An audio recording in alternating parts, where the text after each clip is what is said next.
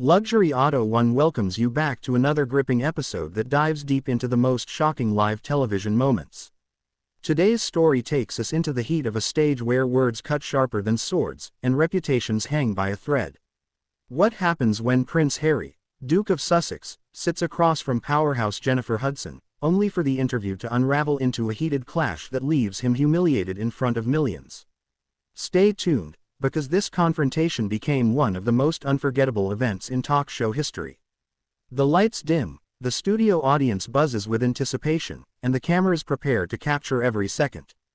Jennifer Hudson's show has always been known for its warmth, authenticity, and powerful conversations. But tonight, the energy is different. There's an intensity in the air as the stage manager signals for the opening. The audience claps, the theme music fades, and Jennifer Hudson strides confidently to center stage. She smiles broadly, her natural charisma lighting up the room. "Good evening, everyone," Jennifer begins, her voice smooth yet commanding. "Tonight, we have a guest who has been the focus of conversations across the globe. A man who walked away from tradition, who turned his back on the royal crown to carve his own path. Please welcome Prince Harry." The applause is mixed. Some enthusiastic, others reserved. Harry enters the studio, dressed casually but stylishly. He waves at the audience with a small smile, trying to appear relaxed, but his eyes betray a tension that won't go unnoticed. He sits across from Jennifer, nodding politely as the cameras zoom in. Jennifer begins with warmth. "Harry, thank you for joining me tonight." "Thank you for having me," Harry replies, his voice steady but cautious. At first, the conversation flows smoothly. They discuss Harry's charitable work, his military service, and his adjustment to life in California with Meghan and their children. The audience listens intently, occasionally applauding when Harry touches on sensitive issues like mental health and family responsibility. But Jennifer is not here to simply flatter. She knows her audience, and she knows the questions they want answered. Leaning forward, she shifts the tone. "Harry," she says, "you've spoken a lot about your struggles within the royal family.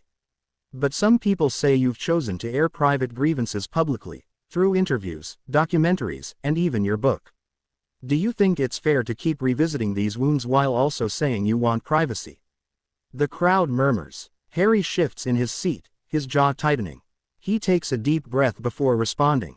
"Jennifer, it's not about revisiting wounds. It's about transparency. For too long, people believed lies about me and Meghan. Telling the truth is not about invasion of privacy, it's about reclaiming our story." Jennifer nods but presses on. "But Harry, you've accused your family of mistreatment while also profiting from the very system you criticize. The book deals, the Netflix shows, the interviews, they've made millions. Some might say you've chosen money over loyalty. What would you say to that?" The audience reacts audibly, some gasps, some applause. Harry leans forward, his face darkening. "That's an unfair assumption," he snaps. "I never chose money over loyalty. I chose my family, Meghan and my children. Everything I've done has been to protect them from the same cycle of abuse and manipulation that I endured." Jennifer doesn't back down. Her voice rises with passion. "But Harry, protection doesn't always mean destruction. You've burned bridges with your own blood. You've painted your brother, your father, and even the Queen in ways that have shocked the world. Don't you think that at some point, accountability has to fall on you as well?" The audience claps at her words, some even cheering. Harry's face flushes red. He straightens his back, his tone sharper now. "Accountability should fall on those who caused harm. I will not take responsibility for a system that silenced me for years. I will not apologize for surviving." Jennifer raises an eyebrow, her expression firm. "Surviving doesn't mean turning pain into profit, Harry. You've spoken of wanting peace, yet every few months there's another project, another revelation, another spotlight. At what point does the cycle end?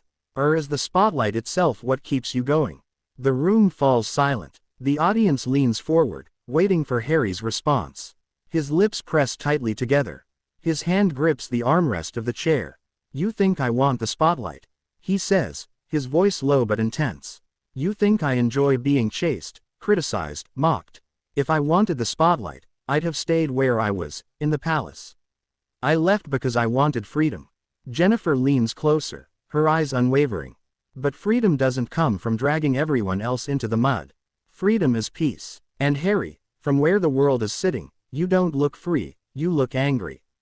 The audience erupts in applause, the loudest yet. Some stand, cheering Jennifer's words. Harry's face twists with frustration. He tries to interject, but Jennifer cuts in, her voice firm. And let me be clear, she says, this show is not a stage for rehearsed speeches. This is about truth. If you can't face tough questions, then perhaps you're not ready for the conversation you claim you want. The crowd roars, sensing